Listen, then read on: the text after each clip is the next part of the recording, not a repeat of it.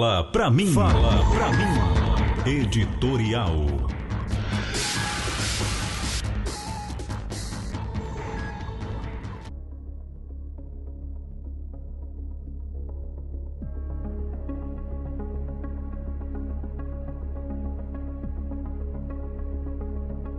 Meus amigos e minhas amigas, o Sistema Único de Saúde, SUS, é fundamental para a garantia do direito à saúde no Brasil. Para a maioria empobrecida do povo brasileiro, o atendimento pelo SUS não é apenas uma opção, é a única alternativa possível de acesso a cuidados de saúde. Quando recomendamos hábitos de vida saudáveis à população, sabemos que parte dessas práticas depende da ação consciente e individual de cada pessoa. No entanto, muitos outros cuidados essenciais à saúde, especialmente para a maioria da população, dependem diretamente dos serviços prestados pelo SUS, desde a atenção básica até procedimentos de alta complexidade. Dois exemplos ilustram de forma clara essa importância. O primeiro é o combate às doenças infecto-contagiosas, em especial às infecções sexualmente transmissíveis, ISTs. Nesse campo, o Brasil alcançou um marco histórico ao se tornar o primeiro país continental a eliminar a transmissão vertical do HIV. Resultado que só foi possível graças à atuação estruturada, universal e gratuita do SUS. O segundo exemplo é a política de transplante de órgãos. O Brasil possui um dos maiores sistemas públicos de transplantes do mundo, integralmente financiado e organizado pelo SUS, garantindo acesso independentemente da condição econômica do paciente. Esses exemplos evidenciam a quase exclusividade do SUS na prestação de serviços de altíssimo custo e elevada complexidade. A saúde suplementar e a assistência privada, orientadas pela lógica do lucro, não se interessam por essas áreas justamente porque os custos envolvidos inviabilizam retornos financeiros. Nesse mesmo perfil, destaca-se o amplo rol de medicamentos de alto custo disponibilizados pelo SUS, especialmente para o tratamento do câncer e de doenças graves e crônicas. Esses medicamentos representam, para milhares de brasileiros, a diferença entre a continuidade do tratamento e a exclusão terapêutica. Defender o SUS é, portanto, defender a vida, a equidade e a justiça social. É reconhecer que a saúde não pode ser tratada como mercadoria, mas como um direito fundamental de todo cidadão brasileiro. Pense nisso.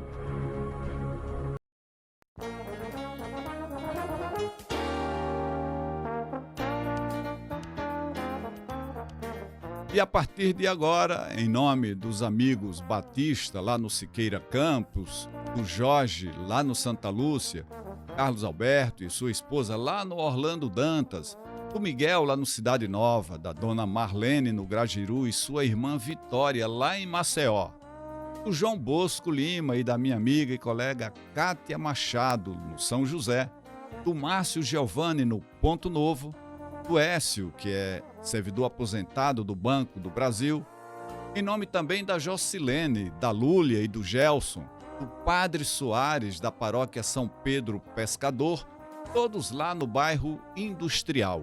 Cumprimento também ao Padre Anderson Gomes, pároco da Catedral. Cumprimento à irmã Moraes, ao Dom José Palmeira Lessa, ao Dom Genivaldo e também ao Dom Josafá.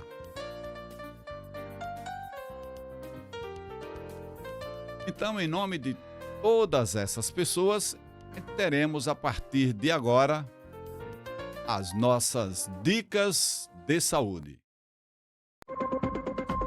Fala pra mim, dicas de saúde.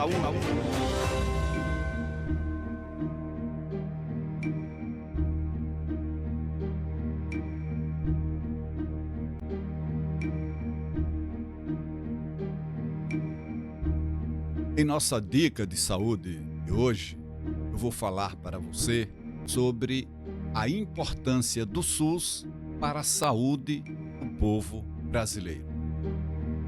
E é importante, dedicamos o programa de hoje a falar sobre o SUS devido à importância estratégica que tem esse modelo de assistência à saúde, essa proposta de assistência à saúde, que eu digo sem a menor dúvida que é a melhor proposta para a saúde pública que já se desenvolveu nesse país.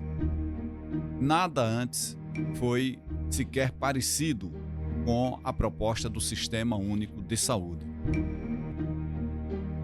E esse modelo hoje, essa proposta de política pública de saúde hoje tem sido referência desde os anos, final dos anos 80, dos anos 90, do século passado, tem sido referência para o mundo, América Latina, América Central, Europa.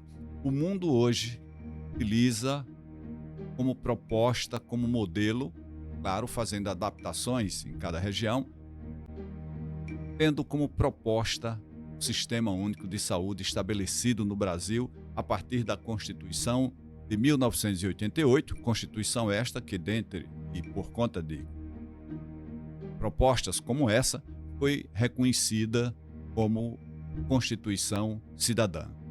Estabeleceu de modo bastante importante para o nosso desenvolvimento, para a nossa história, para a nossa evolução social, cultural e política, e também econômica. Estabeleceu a municipalização, por exemplo, das políticas públicas, porque é no município que as pessoas vivem. Então, foi a Constituição de 88 que estabeleceu a municipalização e estabelecendo essa prioridade para que as políticas públicas sejam aplicadas nos municípios e a partir dos municípios. Traz marcos como habeas data, muitos avanços, a criação de conselhos de direitos, que se estabeleceu na área da educação, da saúde, da assistência social. Então, é uma Constituição bastante importante para o nosso povo. E o Sistema Único de Saúde, também fruto dessa Constituição, é fundamental para a garantia do direito à saúde no Brasil. Então, temos que encarar a saúde como um direito, está estabelecido em nossa Constituição. Para a maioria empobrecida do povo brasileiro, e eu não me canso aqui de repetir, aqui é um espaço, é um programa, como eu já disse, dedicado a todas as pessoas, mas com bastante consciência e assumindo um posicionamento preferencialmente dedicado às pessoas empobrecidas desse país, que são muitas, que são a maioria do país, desse país. Então é importante para essa população, que não tem outra alternativa. Eu lembro aqui que antigamente, as pessoas, antes, lá nos anos 60, nos anos 70, alcancei essa época, as pessoas que tinham a carteira assinada, elas teriam direito a se vincular a um instituto de previdência, IAPTEC, API, diversos institutos de previdência que existiam no Brasil, e quem não tinha carteira assinada era indigente, ia depender se na cidade, se na capital onde a pessoa vivesse, existisse um serviço de caridade, um serviço para prestar assistência à população, pois essas pessoas eram consideradas indigentes e não tinham acesso às estruturas de atendimento dos institutos de previdência. A Constituição de 1988 diz que esse sistema é um direito, a atenção à saúde é um direito para toda a população brasileira. Então, a maioria empobrecida que não pode pagar, nem ter um plano de saúde suplementar, nem pagar de forma que tenha um atendimento privado, para essa maioria o SUS é fundamental. Tá? Então, o atendimento pelo SUS não é apenas uma opção, é a única alternativa possível de acesso a cuidados de saúde. Então, quando recomendamos hábitos de vida saudáveis à população, e outro dia fizemos isso aqui no programa, parte dessas práticas depende da ação consciente e individual de cada pessoa, né? Eu vou querer fazer uma atividade física, eu vou ter que disciplinar a questão do meu sono, a higiene do sono, vou ter um horário para dormir, horário para acordar, vou me preparar para dormir, vou cuidar da minha saúde mental, vou fazer atividade física com regularidade. Então, são coisas que dependem da iniciativa de cada pessoa. Porém, nem todos esses hábitos saudáveis que são recomendados dependem apenas da iniciativa individual de cada pessoa. Outros cuidados essenciais à saúde, especialmente para a maioria da população, dependem diretamente dos serviços prestados pelo SUS, desde a atenção básica até procedimentos de alta complexidade. Então, precisa passar no cardiologista, precisa passar no gastro, precisa passar no pediatra, precisa passar no obstetra. Então, sempre dependendo do modelo de atenção dedicado aqui na saúde pública, seja na atenção básica ou seja nos serviços de atenção secundária, terciária, ou seja, aumentando a complexidade do atendimento e o SUS lá presente, hierarquizado e garantindo esse direito. 2 exemplos eu quero trazer aqui, destacar tudo isso, né? Já falei aqui, o SUS trouxe o agente comunitário de saúde, né? Que vai estar junto da população, que conhece a população, que sabe a realidade da população. Isso é muito bom, né? Isso é uma das coisas fortes desse modelo, centrado na atenção básica à saúde. Mas eu quero trazer aqui 2 exemplos que ilustram sobremaneira a importância do Sistema Único de Saúde. Um deles é o combate às doenças infecto-contagiosas, que em especial falo das infecções sexualmente transmissíveis, as ISTs. Aí veja só, através do SUS, através dessa política pública, o Brasil recentemente, né, coisas agora já desse mês, esse dado foi divulgado esse ano já, agora em janeiro, o Brasil alcançou um marco histórico ao se tornar o primeiro país continental a eliminar a transmissão vertical do HIV, um resultado que só foi possível graças ao SUS. Então, o que é eliminar a transmissão vertical do HIV? É você evitar que mães que tenham o vírus, mães com a doença do HIV, mães soropositivadas, transmitam o vírus para os seus filhos. Essa transmissão, no caso da mulher, pode se dar durante a gestação, pode se dar durante o parto e pode se dar durante o aleitamento materno. Então, isso aqui é transmissão vertical, é transmissão da mãe para o filho. O Brasil foi o primeiro país a eliminar essa forma de transmissão, né? Reduziu em alguns lugares a níveis bem baixos e nós tivemos, como aqui no município de Lagarto, se reduziu a 0. Nos últimos 2 anos, não existe relato de um caso de transmissão de mãe para filho. Então, isso é importante, porque uma criança que nasce com a doença do HIV, ela está condenada a ter que tomar remédio a vida inteira. E hoje, com o conhecimento adquirido, a ciência, de modo bastante positivo e de modo inquestionável, né, trabalhando a favor da vida e trazendo benefício para a vida das pessoas. Hoje, a mulher que tem doença, que tem o vírus doença do HIV, essa mulher pode ser tratada e quanto mais cedo o diagnóstico, melhor. Todos os pacientes que são infectados, eles precisam ser tratados e o mais precocemente possível, mas estou trazendo aqui o exemplo da mulher porque estou falando da transmissão vertical. Então, a mulher que for testada positiva, ela é submetida logo ao tratamento. Esse tratamento feito com rigor, feito com tanto cuidado e como deve ser feito, seguindo o protocolo, a medicação é toda garantida pelo SUS. Essa mulher vai evoluir para uma carga indetectável, ou seja, não vai fazer exame e não vai mais se detectar o vírus. Então, essa mulher, ela pode ficar gestante, não vai transmitir para o filho, porque ela está com carga indetectável, né? Não está se detectando o vírus no sangue daquela mulher, nas secreções daquela mulher. E ela pode, inclusive, ficando gestante, fazer o parto natural, não precisa fazer cesárea, né? Porque antes, quando a mulher tem o vírus do HIV, teria que fazer parto cesáreo, e muitas vezes os filhos, mesmo assim, nascia doente ou tinha que continuar o cuidado após durante a amamentação. Pois agora, com os recursos que existem, os recursos terapêuticos, essa mulher pode ficar gestante, tendo todos esses cuidados, tem a carga testada e tá indetectável, então ela pode engravidar e vai ter o filho normalmente e vai poder amamentar seu filho normalmente. Então veja o avanço, né? Uma doença que lá nos anos 80, 90, as pessoas entendiam como o positivo é uma sentença de morte para a pessoa. Evoluiu, hoje nós temos tratamento que reduziu bastante a mortalidade e mais esses recursos de detecção precoce e essa condição que damos às mulheres gestantes para que se contenha essa disseminação do vírus. Tudo isso é SUS, né? Tudo isso graças ao SUS. O segundo exemplo que eu quero destacar aqui é a política de transplante de órgãos.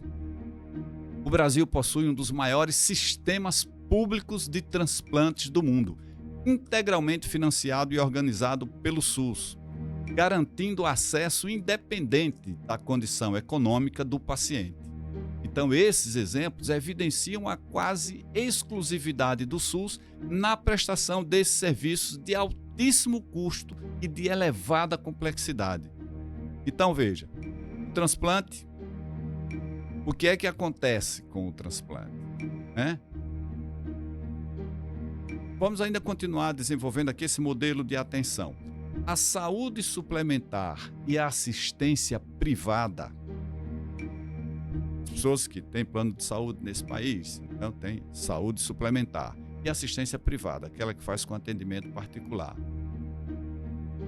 Essas iniciativas, tanto a saúde suplementar quanto a assistência privada, são orientadas pela lógica do lucro. Então não se interessam por áreas justamente porque essas áreas que eu estou falando, as áreas de atendimento da doença do HIV e principalmente, aí sim é que não há interesse nenhum, é com relação ao atendimento no caso dos transplantes. Por que isso? Porque essas áreas justamente têm custos envolvidos, custos muito altos, inviabilizando retornos financeiros.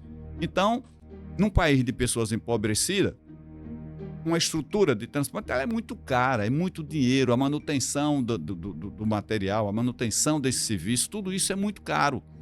E aí, quantas pessoas poderiam pagar por um preço tão alto para serem atendidas nesse serviço? Então, a iniciativa privada não vai investir nisso aí, porque sabe que vai ter um caso de vez em quando que não vai compensar de modo nenhum, porque fica muito caro para isso, manter esse sistema. E teria que cobrar muito caro e a maioria do povo brasileiro não teria a mínima, a menor condição de pagar. Então, é o SUS que garante isso e garante para todas as pessoas, independente de condição socioeconômica, para ricos e pobres, mas todos têm acesso. E no Brasil só tem acesso por conta do SUS, né?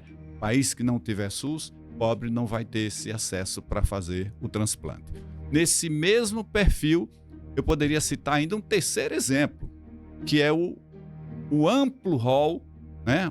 Uma lista muito grande de medicamentos de alto custo disponibilizados pelo SUS, especialmente para tratamento do câncer e de doenças graves e crônicas. Então, esses medicamentos representam para milhares de brasileiros a diferença entre a continuidade do tratamento e a exclusão terapêutica, ou eu poderia dizer, em muitos casos, a ter o tratamento ou essas pessoas evoluiriam para óbito, essas pessoas morreriam. Então, veja a importância do sistema único e medicações que essas pessoas, né, a maioria do povo brasileiro, não teria condição de pagar, não tem condição de pagar, né? Muito dinheiro, né? Pagar 20 mil, 30 mil por uma medicação que vai usar durante alguns dias e ficar usando isso por muito tempo, então impossível para a maioria da população brasileira, impossível mesmo.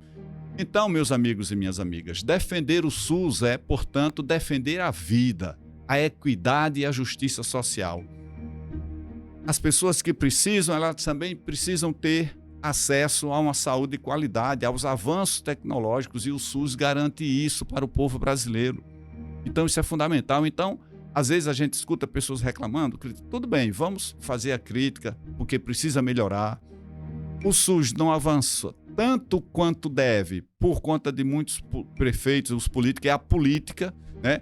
Prefeito gosta de transformar Secretaria Municipal da Saúde em comitê eleitoral, ele faz aquilo para conseguir votos, os vereadores fazem isso para conseguir votos, né? E isso inviabiliza, tira o SUS dos seus verdadeiros propósitos. Então as pessoas às vezes reclamam, ficam insatisfeitas com o SUS, mas tudo bem, vamos reclamar no sentido de fazer a crítica, de procurar melhorar, mas ter bastante consciência. Eu quero esse sistema cada vez melhor, cada vez mais forte, cada vez mais resolutivo e com qualidade. Então, é reconhecer que a saúde não pode ser tratada como mercadoria, mas como um direito fundamental de todo cidadão brasileiro. Então, é fundamental que a gente compreenda isso. Você que está me ouvindo agora, faça sempre que puder a defesa do SUS. Vamos cobrar para que melhore, para que tenha mais financiamento, para que tenha uma gestão técnica e não a gestão de comitê eleitoral, né? Não fazer disso uma forma de estar conseguindo votos, porque as pessoas que usam o sistema único, elas estão usufruto de um direito, elas têm o direito à atenção à saúde. Então vamos valorizar o SUS e vamos continuar sempre lutando pelo SUS. Bom? Importante, fundamental compreendermos isso, ok? Então aqui encerramos a nossa dica de saúde e vamos então agora para a nossa dica de cidadania. Lembrando que aqui cidadania é educação, saúde e cidadania. É o conceito pleno de saúde e de cidadania para todos os nossos ouvintes.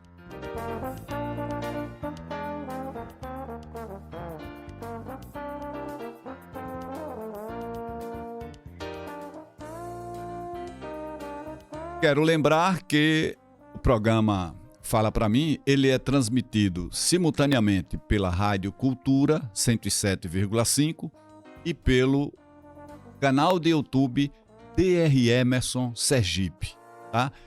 Você pode ver o programa através, por exemplo, da televisão da sua casa. Vai lá, se for possível, e aí coloca, né, linka o canal da sua televisão com o programa Fala Pra Mim através do canal de YouTube DR Emerson Sergipe.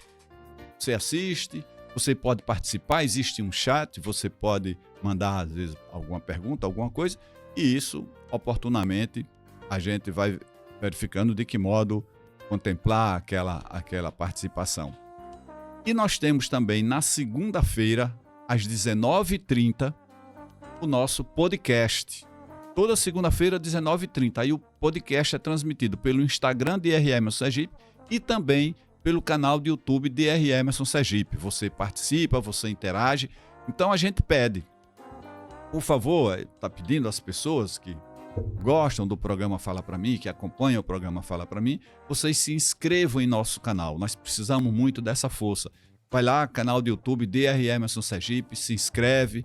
Quando você estiver assistindo ao nosso podcast ou ao programa, vai lá aí no sininho, faz a notificação, né? Aperta lá no sininho, curte o nosso programa. Então, curtir é fundamental para que a gente possa fortalecer o nosso canal. Então, precisamos muito disso. Inscreva, acione o sininho e você também curta os nossos programas e você pode compartilhar o nosso link, mandar para outras pessoas, sugerir a outras pessoas que possam assistir o nosso programa.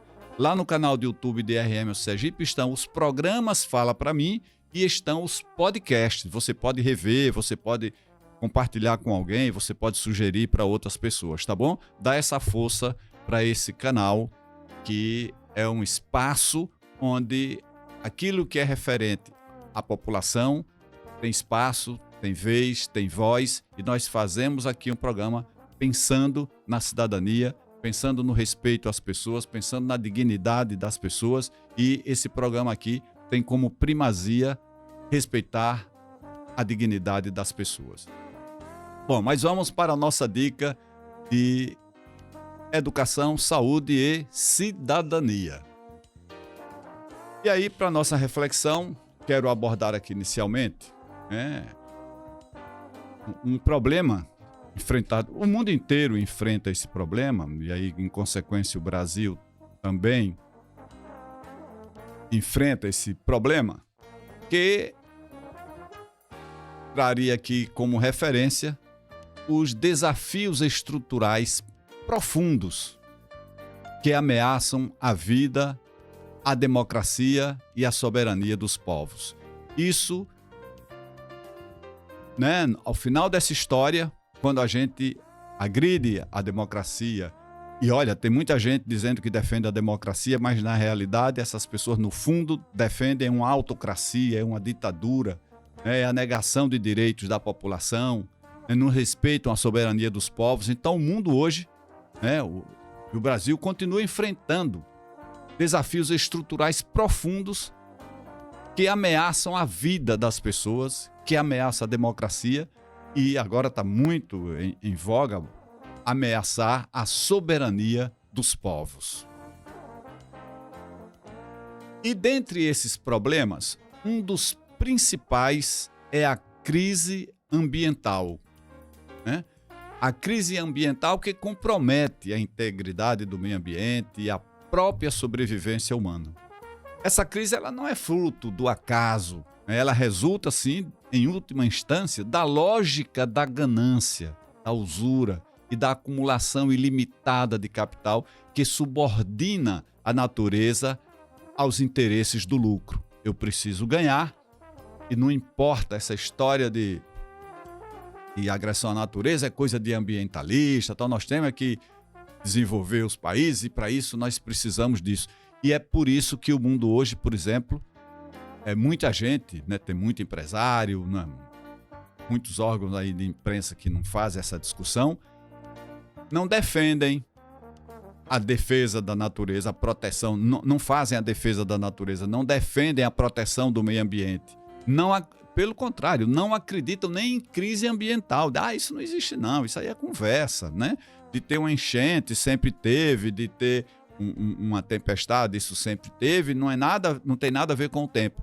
E é inegável, as próprias pessoas estão compreendendo aí as dificuldades, como isso vem piorando ao longo do tempo, o calor, nós estamos vivenciando uma época de muito calor, né? Nós temos as enchentes, as tempestades, os tornados acontecendo aqui no Brasil. Então, importante que a gente tenha essa compreensão, né? Esse calor absurdo, né? Um dos anos mais quentes, tem sido agora esse período, do ano passado para cá, e isso vai promovendo degelo, vai aumentando o nível das águas, vai modificando o ciclo das chuvas, vai agredindo a natureza de uma maneira geral. E o que está muito por trás é a poluição ambiental, né? Que acontece principalmente a partir das grandes potências mundiais, são elas que mais poluem. Estados Unidos, China, Rússia, né? E a Europa, né? Que poluem muito o meio ambiente. Outro problema central é o desrespeito à soberania dos povos. Isso estamos vivenciando muito agora, né? Tem um presidente dos Estados Unidos, ele se acha presidente do mundo, ele se imagina dono do mundo e ele tem que interferir em todo lugar, sair dando carão em todo mundo, né? E o que está em jogo aí é a autonomia dos países, é a soberania dos povos, né? Não está submisso. Uma coisa é política, né? As relações políticas internacionais, é o diálogo, né? É a multilateralidade, é conversar respeitando uns aos outros, né? E não com esse tom de ameaça, querendo taxar, querendo impor, e vou invadir, né? Se não fizer isso eu vou entrar lá. Quer dizer, é uma coisa absurda que estejamos vivenciando e o mundo tem que dizer com todas as forças um não a tudo isso. Esse desrespeito, ele se manifesta de múltiplas formas. Nas guerras declaradas, né? Existe os Estados Unidos, não é de agora, há muito tempo que estão sempre envolvidos em guerra. Eles fazem guerra e no final é para ter o domínio, né? Se algum governo não quiser obedecer, né, de modo submisso aos Estados Unidos, então eles tratam. Nós temos a história no Oriente Médio. Eles promoveram determinadas lideranças para darem golpes. Depois que essas lideranças deram golpe e não quiseram se submeter ao que os americanos queriam, eles aí transformam essas pessoas. Agora é ditador, agora é isso, é uma opção de coisa. Nós temos É só consultar aí a história. Nós temos diversos casos no Oriente Médio, né, que mostra muito bem isso. Aqui na América Latina, nós tivemos uma época de muito golpe de Estado, né, com os Estados Unidos financiando, né, preparando as pessoas e dando total apoio no sentido de que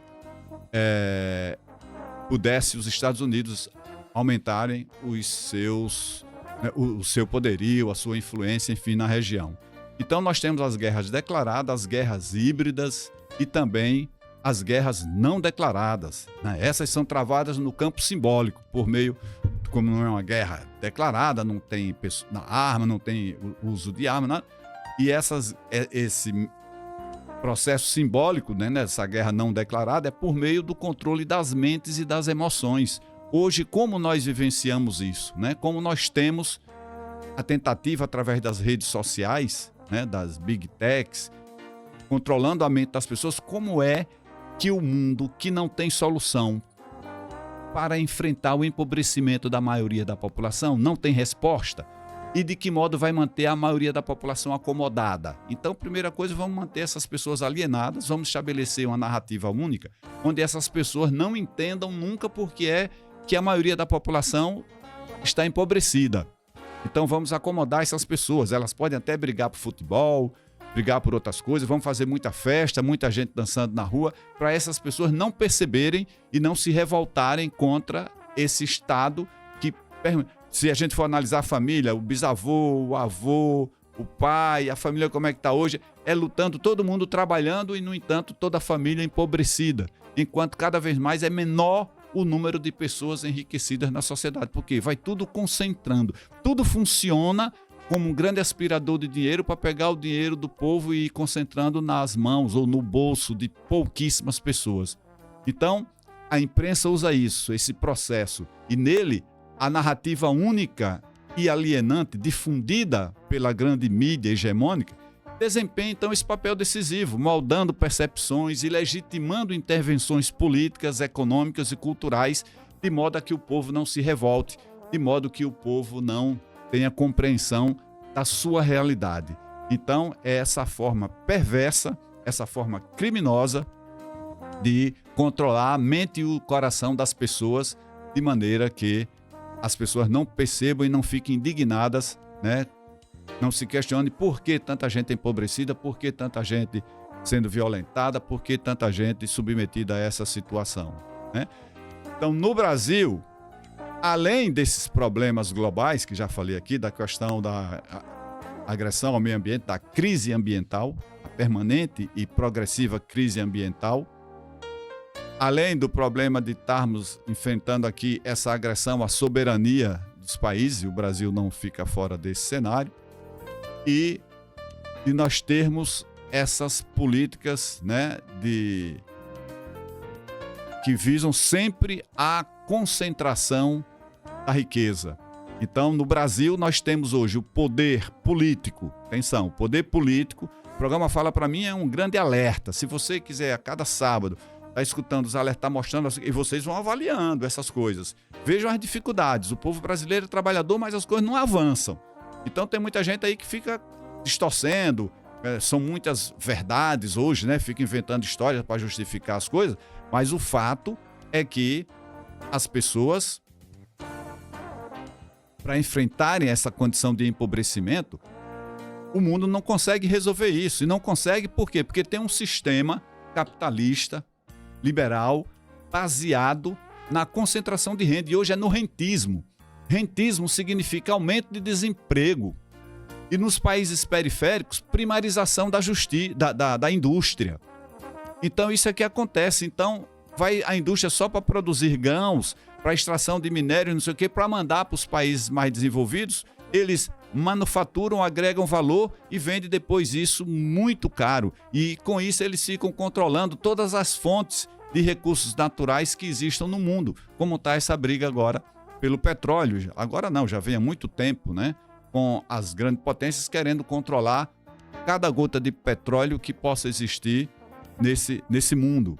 Então, no Brasil, além desses problemas globais, enfrentamos contradições próprias e igualmente graves. Então, começo aqui pelo rastro da corrupção, né? A corrupção que permeia, por exemplo, aqui no Brasil hoje, o foco da corrupção, o uso das emendas parlamentares, o uso do fundo eleitoral e a própria dinâmica de um parlamento que, em vez de responder aos interesses da maioria da população, frequentemente se compromete com a construção de um aparato legal que sustenta e legitima esse cenário de desigualdade, de concentração de poder e enfraquecimento da democracia. Então é importante que a gente detalhe um pouco isso, né? Onde que entra nessa história? Veja só. Primeiro, o povo precisa alertar, coisa simbólica. Nós temos um poder político, um parlamento. Ficando só no parlamento, o parlamento se constitui pelas câmaras de vereadores, de deputados estaduais, deputados federais e senadores. Totalmente controlado, e hoje é pelo grande capital internacional, são os banqueiros internacionais, são as big techs, né? São poucas pessoas trilionárias no mundo, pouquíssimas, muito menos de 1% da população, muito menos. Então são essas pessoas que controlam. E elas, para controlarem, para manterem a população acomodada, elas precisam ter o controle do poder político. Então, o que é que eles fazem? Eles financiam as campanhas. Então, além do fundo eleitoral, que eu vou falar daqui a pouco, eles também financiam para que esses políticos que não têm compromisso com o povo, a maioria dos políticos brasileiros é constituída por inimigos do povo. Anotem isso, percebam isso e vão prestando atenção na ação desses políticos. E aí, claro, muitos deles ficam usando as comunicações para enganar o povo, né? Para mentem demais. Então, são inimigos do povo, eles não representam. Se você quiser fazer essa análise direitinho, pega os votos, aquilo que interessa. Primeiro, faça o seguinte, vá avaliando a vida de vocês. Aquilo que eu digo sempre aqui. Seu tataravô, bisavô, avô, pai, seus filhos, tal, sempre trabalharam. E é naquela condição, naquela dificuldade, são pessoas pobres e o empobrecimento, a ascensão, o elevador de ascensão social no Brasil é muito lento, é muita dificuldade, a maioria da pessoa não é por falta de trabalhar, né? As pessoas trabalham e é ali naquela dificuldade. Por que isso? Porque o modelo funciona como um grande aspirador, onde existe dinheiro, eles tentam sugar para o bolso dos poucos. E cada dia mais isso funciona desse jeito, porque cada dia vão sendo menos ricos, a quantidade de ricos vai diminuindo e eles vão concentrando poder e riqueza e vão controlando a população. Então, eles precisam que a classe política não represente o povo, mas sim represente os interesses dele. Então, muito cuidado, eleição é coisa séria. Você, para escolher, precisa que gente de bem entre na política, né? Porque, outra coisa, estamos vendo aí todo dia, na própria imprensa, não sei o que tem de bandido na atividade política. E hoje, no Brasil, quando a gente vai falar essas coisas, aí trabalham a mente das pessoas que hoje, assim, você, na política, é um lado ou é outro lado, né? Se você estiver falando, quando se fala que tem muita gente roubando, aí as pessoas que estão cegas, que estão alienadas, elas vão dizer, só tem ladrão aqui desse lado. A do outro vai dizer, não, só tem ladrão desse lado de cá, de lá não tem. Então as pessoas estão cegas e não estão percebendo essa realidade. E aí, quando chega o momento de eleição, fica votando em político bandido, em político que não lhe representa. Está preocupante isso, né? Inclusive, em toda a administração pública, a gente precisa fazer essa discussão e cuidar disso na perspectiva da população. E olha, quem mais pode mudar isso é o próprio povo, a partir da compreensão dessa realidade. Por isso que o programa Fala Pra Mim está aqui sempre trazendo essa discussão e lembrando para as pessoas que é importante fazer isso. Então, veja, primeiro, muito cuidado, porque na representação política, poder executivo, poder legislativo, e agora estão tentando fazer isso com o Poder Judiciário. O Poder Judiciário sempre teve um papel de proteção de todo esse cenário de evolução política e social do Brasil, sempre a participação do Judiciário. E aí nós temos que discutir a questão dos privilégios, uma série de outras coisas, mas ultimamente esse poder está sendo contestado por uma opção de gente, porque está tomando medidas que nunca aconteceram nesse país, né? Nós nunca tivemos generais, nunca tivemos presidente, essa coisa toda sendo processados, sendo punidos, e agora isso acontece no Brasil. Então, estão vendo esse poder judiciário com desconfiança. Olha, o poder judiciário, né, na cabeça de muita gente, parece que tem que ser uma reserva de tudo isso, né, está sob controle de quem detém o poder econômico.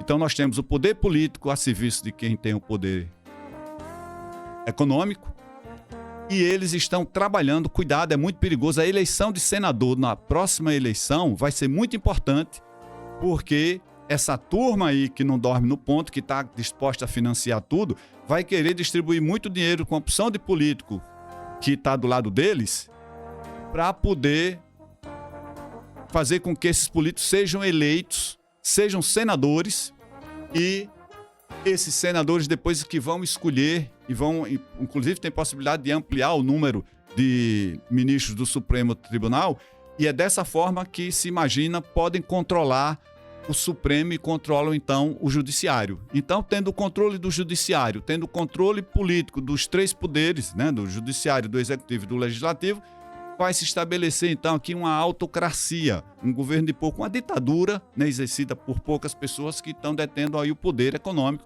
e a serviço desse poder econômico. Então, muito cuidado com isso. O programa Fala Pra Mim está fazendo alerta aqui toda semana. Vamos cuidar para que a gente tenha essa percepção, para que a gente analise e compreenda por que as pessoas trabalham tanto e a vida não melhora, né? E o que é que está acontecendo? E é tanta promessa e tanta coisa. Então, vamos lá. Para que isso aconteça, essa turma do mal vai aperfeiçoando a máquina de fazer maldade. Então, no Brasil, veja só, para que você entenda bem, nós temos República Federativa do Brasil. A República Federativa do Brasil, o poder executivo, ou seja, prefeitos, governadores e presidente da República, eles que vão administrar o orçamento. Todo o dinheiro que se arrecada, tudo aquilo que se arrecada de tributos, de impostos, de contribuições, de taxas, tudo isso vai constituir o orçamento do município, do estado ou da União. Pronto, está lá. E quem administra isso é o presidente, o prefeito ou o governador. Mas o que é que acontece nos últimos anos no Brasil? Por conta de interesses, e aí muitas vezes Estados Unidos, né? É o tal da guerra não declarada, eles gostam dessa coisa. Por exemplo, se entra um presidente, se entra um governador ou alguém que queira administrar e assuma um lado, não, eu estou do lado do povo, eu vou fazer para o lado do povo, né? Isso é meio difícil de acontecer na história, mas vamos aconteça. Os Estados Unidos, o cenário aqui do mundo que acontece hoje, esse governador, esse presidente vai ser mal visto pelos Estados Unidos, porque não pode acontecer isso. Quem é prefeito, quem é governador e quem é presidente da República tem que ser submisso e fazer a defesa de tudo como está hoje aí, com esse poder concentrado na mão de quem tem o poder econômico. Então, disseram, peraí, de vez em quando entra um presidente que é mais à esquerda e tal, então vamos resolver essa parada. Como é que a gente faz? Vamos, num país que é presidencialista, é uma república federativa presidencialista, vamos instituir um parlamentarismo branco. Então, antigamente, as emendas dos políticos no Poder Legislativo, elas eram emendas que não podiam ser impositivas. Não existia, né, a emenda, mas passou um momento que os parlamentares puderam fazer emenda, mas eles iam fazer, e o prefeito cumpria se quisesse, o governador cumpria se quisesse, e o presidente cumpria se quisesse. Pois bem, aí no cenário, nessa linha histórica aí, o que é que fizeram? Vamos agora botar que a emenda é impositiva. Aí elas começaram a ser obrigatórias. E veja, não é atribuição do Poder Legislativo administrar orçamento. Quem administra orçamento é o Executivo. Então tem que ser 100% o prefeito, governador ou presidente. Quando a gente acha que um presidente, um governador não está sendo bem, a gente não vota mais naquele cara, não elege mais, vamos mudar, fazer mais. É atribuição do Executivo e não do Legislativo. Então isso é não republicano. Deturparam e os deputados, encurralando os presidentes, foram aprovando a história das emendas que se tornaram impositivas, aí passaram a ser emenda de bancadas de deputados, emenda de comissão, né? E o que é absurdo, sem transparência nesse processo. Então tá pipocando aí no Brasil inteiro e vai ser direto, vocês vão ouvir direto. Corrupção. Precisa que a população denuncie essas coisas e precisa que os órgãos de controle, que não podem ser coniventes com isso, com esse cenário de falta de transparência, de crime, tem que denunciar, tem que pegar esses políticos que estão fazendo isso. Esquema de... Tem um livro, já existia antigamente, quando as emendas não eram impositivas, o livro de Marlon Reis, que é o nobre deputado, que ele mostra que era um esquema que comiam 15, 20, 25, até 30% do valor das emendas. Os deputados faziam isso, senadores faziam isso. E agora essa coisa vai estar escancarada nesse esquema aí. Aí você já começa a observar. De repente, depois que essas emendas passaram a vigorar, o índice de reeleição nas campanhas tem aumentado muito. O vereador tem sido reeleito mais, deputado estadual tem sido reeleito mais, deputado federal, tudo tem sido reeleito mais.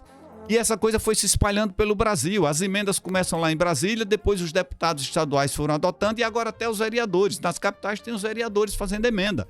Ou seja, é uma coisa assim... A sensação que passa, e com tanta denúncia de roubo que está acontecendo, é que é um verdadeiro quadrilhão aí, que a coisa funciona, né, através desse modelo. E aí, como se isso não fosse já absurdo, eles inventam também a história do fundo eleitoral, financiar os partidos. Então, os partidos estão se tornando organizações profissionais de administração do fundo eleitoral. Tem gente hoje que vive de ganhar dinheiro com a administração do fundo eleitoral. Os partidos com muito dinheiro, e aí o que é que os caras que controlam os partidos fazem?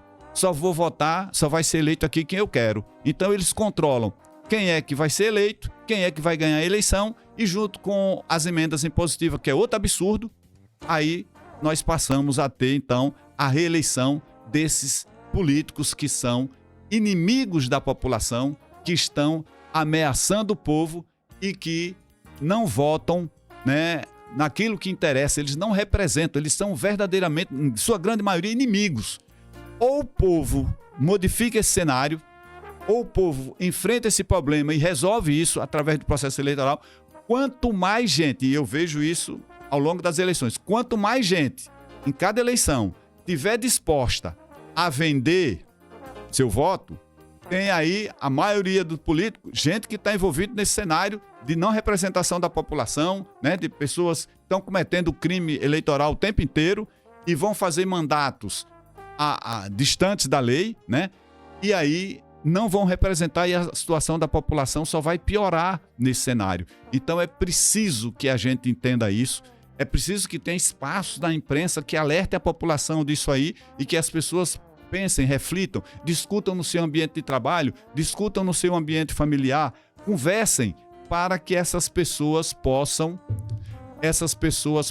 então entender como que essa situação está modificando, o que é que está acontecendo, que essas pessoas então estão se submetendo a esse processo também. Então é fundamental que as pessoas tenham esse entendimento. E o espaço aqui do programa Fala Pra Mim é um espaço para isso, para essa reflexão. Então, esse conjunto de fatores que eu estou citando aqui evidencia a necessidade urgente de reflexão crítica, de mobilização social. As pessoas precisam se mobilizar, e de transformação estrutural, sob pena de aprofundarmos ainda mais as crises que já marcam nosso tempo. Então, precisamos discutir tudo isso. É fundamental que a gente possa fazer essa discussão. E o programa Fala Pra Mim é um espaço para isso, né? Assista esse programa, escuta, reflita. Nós aqui não somos donos da verdade, mas a gente está partindo de uma lógica, né? De uma lógica de mostrar o povo brasileiro, isso é fato, eu gosto de falar de fatos, de coisas que são incontestáveis. A maioria da população brasileira é empobrecida. E ela é empobrecida porque a estrutura política, econômica, sempre funcionou assim, desde a colônia até os dias atuais, em função da acumulação da renda e da riqueza. E como nós temos a maioria da população empobrecida, e como vai crescendo, olha, O Banco Mundial estabeleceu um projeto, fez uma proposta de programa que de 2010 a 2030 o mundo teria que resolver esse problema da desigualdade, da injustiça social. E esse problema só tem piorado, não tem melhorado. E o próprio Banco Mundial, que é uma entidade do capitalismo, é uma entidade controlada pelos governos americanos e a serviço do capitalismo, diz, olha, não estamos resolvendo. A gente colocou lá em 2010 e todo ano aumenta mais a quantidade de pessoas empobrecidas no mundo. E o que é pior, esse modelo não tem resposta para enfrentamento do problema da pobreza das pessoas. Aí estão dizendo que as pessoas são pobres porque são preguiçosas, porque essas pessoas são culpadas pela pobreza delas, porque elas não têm iniciativa, não são empreendedoras, não são isso, não são aquilo, como se fosse assim. Elas não estão porque o modelo que está posto sempre historicamente, aqui, por exemplo, se a gente pegar no Brasil, nós vamos ter um modelo que não democratiza as oportunidades. As pessoas, quando nascem, as oportunidades serão diferentes em função a renda, por exemplo, que a família tenha. Se elas são empobrecidas e a maioria da população é empobrecida, ela não vai ter inúmeras oportunidades, ela não vai ter. Então, nós estamos criando uma sociedade de privilégio, e privilégio é para poucos, e não uma sociedade de direitos. Direito está sendo negado para a maioria da população. Então é importante que a gente compreenda isso. E só vai mudar se essa maioria tiver consciência e dizer, eu vou agir de modo diferente. Né? Como é que pode um político, ele tem um histórico, que lá está o nome dele citado, envolvido com roubalheira, envolvido com o assalto que faz ao cofre público, uma série de problemas, e as pessoas vão lá e votam num cara desse, numa mulher dessa, enfim, seja lá quem for. Não pode. Aí a população está dizendo, tá, tudo bem, eu estou aprovando isso aí. Então a forma de dizer não, se os nossos órgãos de controle estão falhando, não tomam as devidas providências,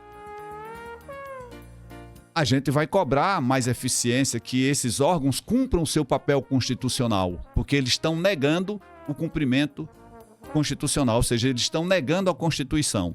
Mas a população precisa ter consciência. A população não pode ser corrompida, comprar da sua consciência, ter sua consciência roubada. E não, tá tudo bem, tá tudo assim e eu vou votar nesses caras aqui, nesses políticos, né?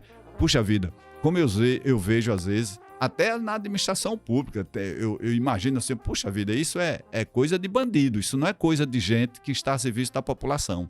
Eu acho que tem pessoas que depois, quando está em determinados momentos, em grupos de amigos, deve ficar rindo. Tá vendo aí, eu fiz isso, eu fiz aquilo, tá, essa coisa toda, porque não é possível. Tanto absurdo, tanta tentativa de enganar a população, né? Como tem coisas hoje produzidas, maquiadas, no sentido de querer enganar a população. E é preciso que se fale olho no olho e, principalmente, que se demonstre com atitudes de que lado a pessoa está.